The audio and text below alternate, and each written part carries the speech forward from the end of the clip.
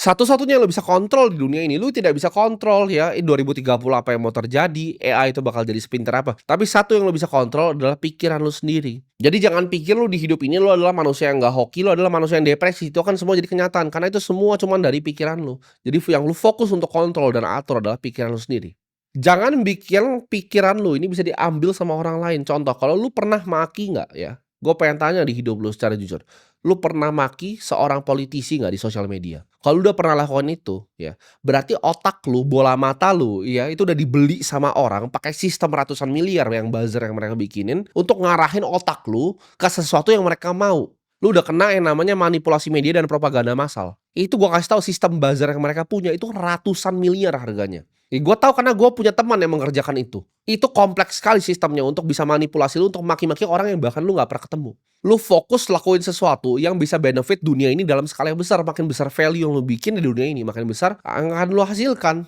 Gue nggak pernah ragu ya sedetik pun sama di diri gue, sama apa yang akan gue capai dari gue kecil. Gue sudah bilang kan, selalu ya. Kalau gue mau jadi orang kaya yang egois 3 tahun tuh udah selesai gue. Hidup gue sudah selesai, game over.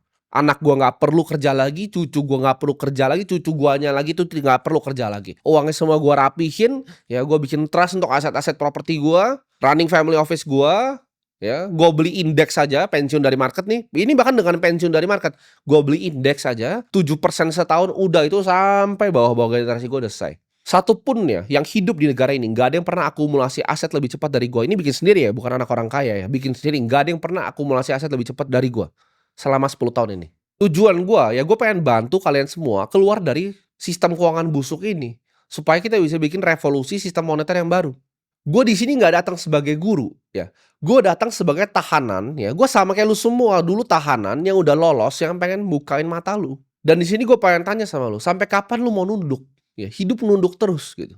Padahal lu semua, gue yakin itu dilahirkan untuk berdiri di panggung sejarah.